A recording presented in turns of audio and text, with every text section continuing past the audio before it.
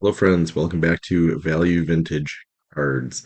Um, so my last video was actually a little bit of a rundown of player collecting, and I went through three players that I collect pretty intensely: Jimmy Fox, Lefty Grove, and Rogers Hornsby, and shared some of the different sets that I've got, all three of them.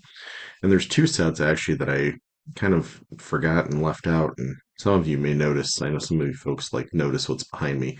Um, Wrong hand, right up there. There's been stacks sitting there for a while. Um, Probably my last, I don't know, half dozen or more videos for sure. Um, we pull cards, we stack them. Sometimes they're new pickups we haven't sorted. Sometimes they're things we're preparing for another video. Sometimes they're just stuff we're looking through for fun. And that's been two sets that I've been really just focusing on pretty heavily.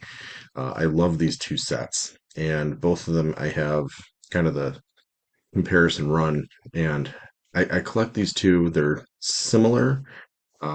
They're slightly oversized, not gigantically oversized. So I think they fit in most folks' collections.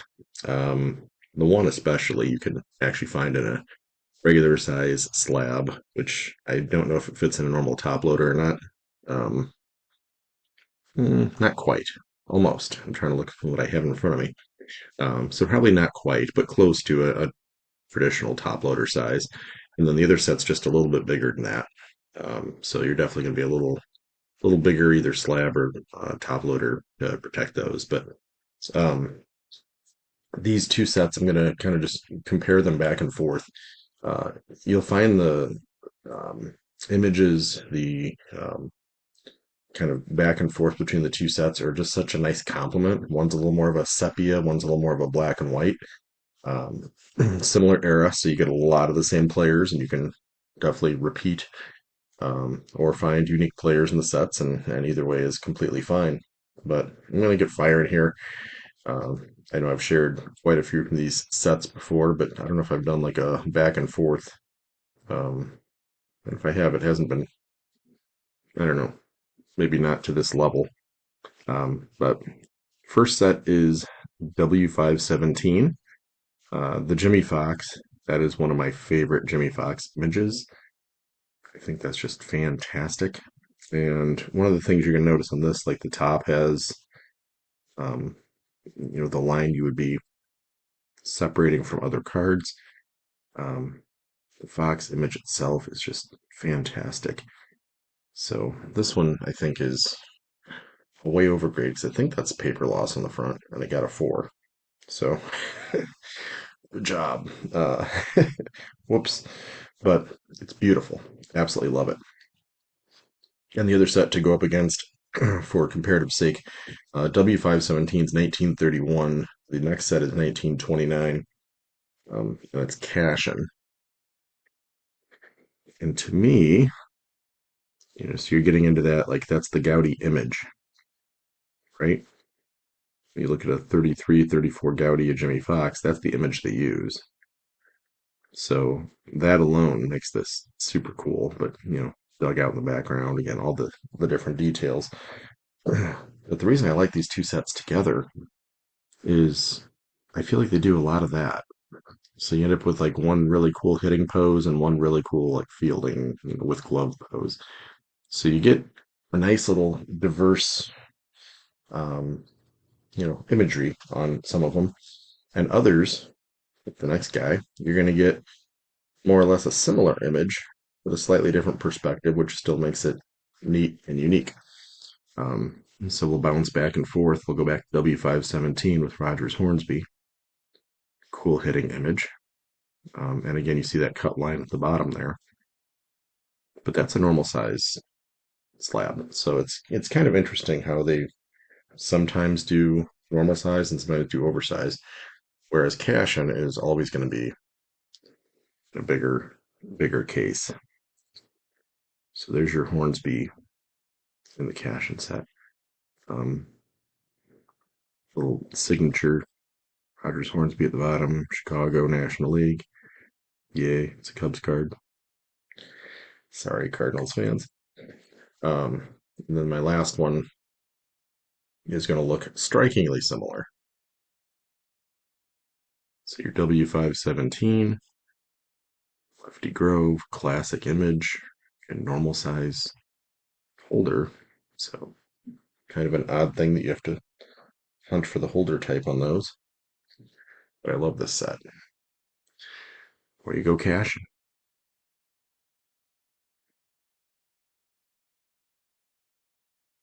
So what is neat,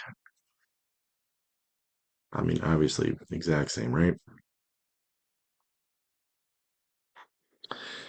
What is neat though is you can get such a variety. So Hornsby is two different hitting poses.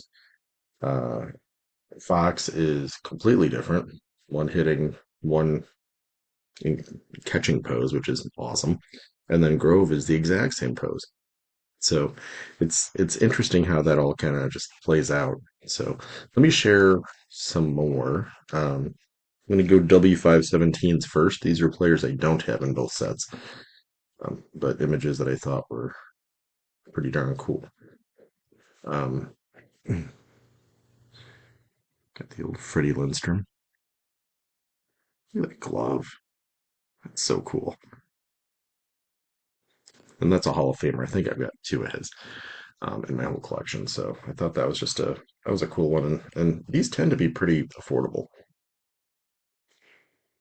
The chick. Notice some of these too when you compare them side by side. Some are a little more black and white. Some are a little more like sepia kind of tone. So that's interesting too. Um, that guy, I like that one a lot. Ted Lyons. Thought that was a cool image. Again, these are hand cut, so a lot of times the grade and how they look are not always indicative. That was a 4.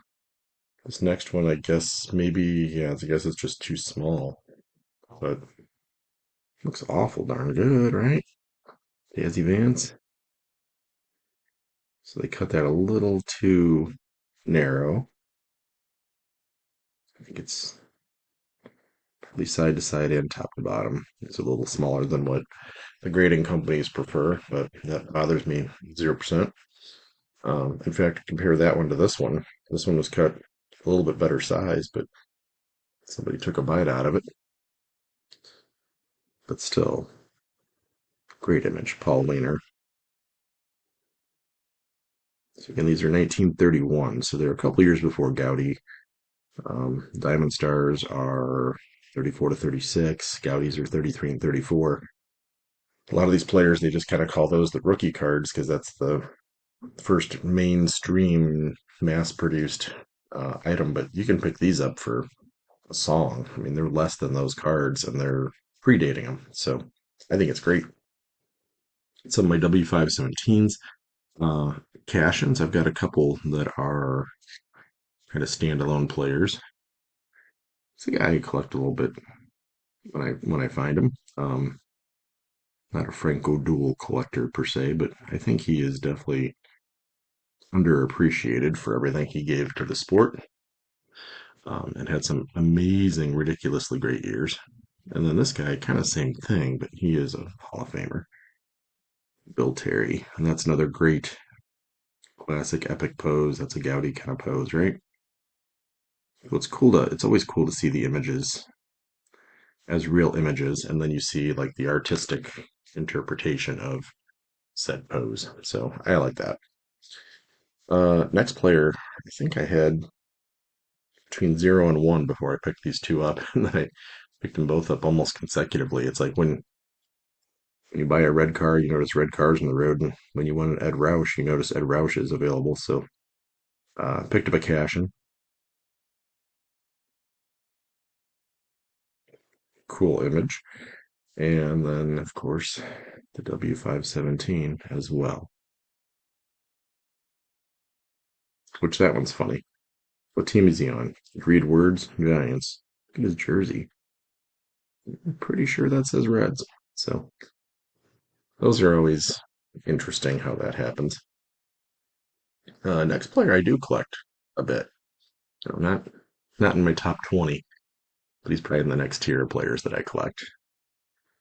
I see his stuff. I definitely will keep an eye on it. But if it's down to, you know, $10 and two different cards, he might not be the one I decide ultimately go for. But when they're out there, I grab them.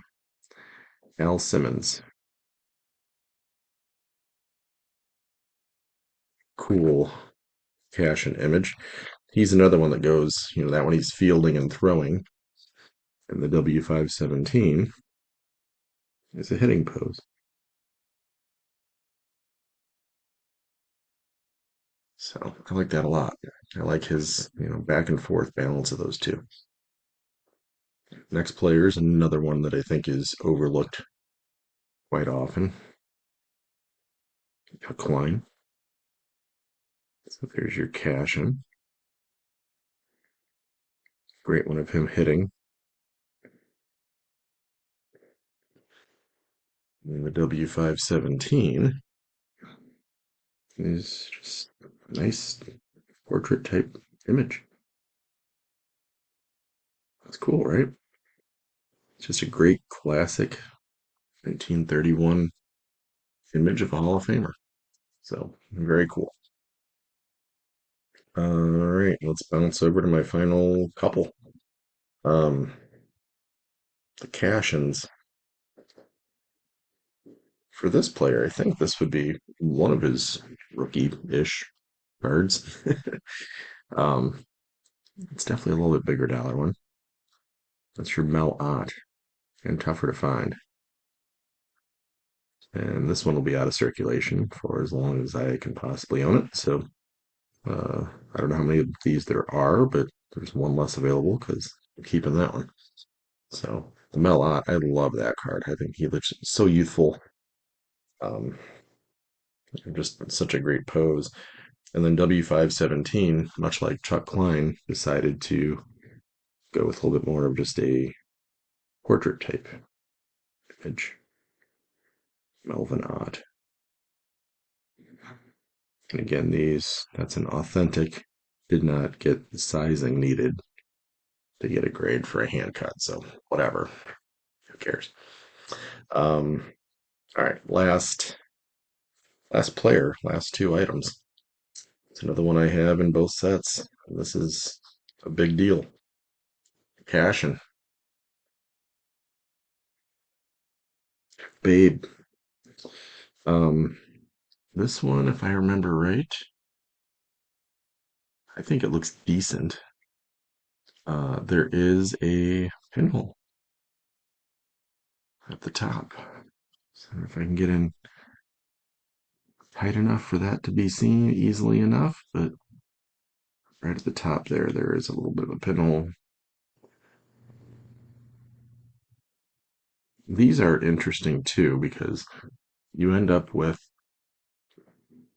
these borders, and I don't know why it is. Um, I may try and record a video here and see if I can find the difference. There's it almost looks like a print defect, but it's very, very common and that doesn't impact the grade. I think because it's printed that way, but there's almost like a wave to the line there.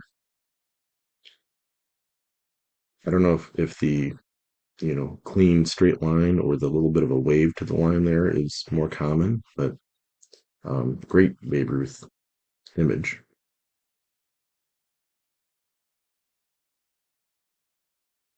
Classic, awesome image. I didn't show the backs to any of these, but they are all blank back, no matter which one you have. So that's my Cash and Babe Ruth. And the W517, he's actually got two. And you talk about like cool imagery back and forth. I'm still hunting for the other one. That one's on my list at this point. That's, a top four, top five. I don't know that I can swing picking one of those up in the near future, but it's on the list. At some point, it'll be something I acquire. Um, so the Cashin has a cool batting pose. The W517s, the one I don't have is a more like a portrait um, type image, and it's a cool one. It's a really great image. And then the other one is him throwing. So, I mean, to me, if you're trying to collect some Babe Ruths, well, this one's got some surface, I don't know, scuffing, some paper loss kind of stuff, so it gets a one, but doesn't bother me. That's exactly, still you can tell everything it is. It's not like uh, it's got a bunch of pebbles instead of a big rock kind of thing. So if there was a big tear in the front, I'd probably be a little more upset. It's got little bits of paper loss, so I mean, it's just kind of like s- smattered throughout. But when you look at it from this distance, it's not like you're not knowing what that is. So there's nothing major loss. It's not like its foot's missing. Um, so I decided that didn't bother me all that much, and I went after it and was fortunate to add this one. But I really like poses. I mean, Babe Ruth, when you think of Babe Ruth, he's going to be having a hat in most, or a bat, and a hat for that matter. I was thinking about the portrait.